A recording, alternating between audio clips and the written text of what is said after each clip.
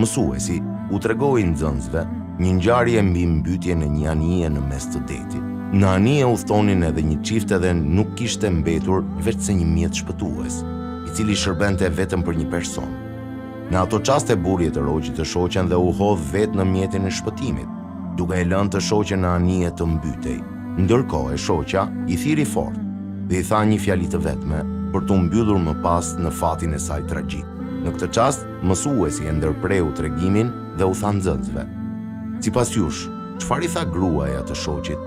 Nxënësit, të prekur, kur dikush tha: "Të urrej", dikush tjetër tha: "E mallkoi", e kështu me radhë.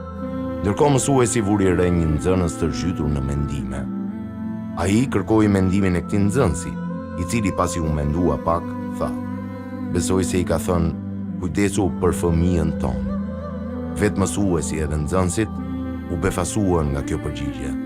Mësuesi e pyeti: "Mos e ke lexuar apo dëgjuar më parë këtë histori?"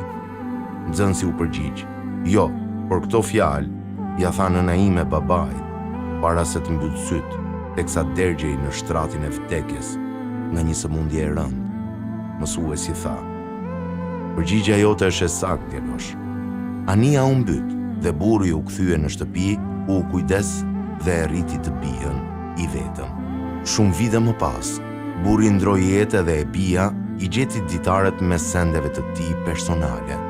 Në një nga këto ditar, jati i saj fliste dhe mbi mbytjen e të ëmës, se si ata kishin vendosur të bëjnë një udhtim në det, pasi kishin zbuluar sëmundjen e pashërueshme të saj.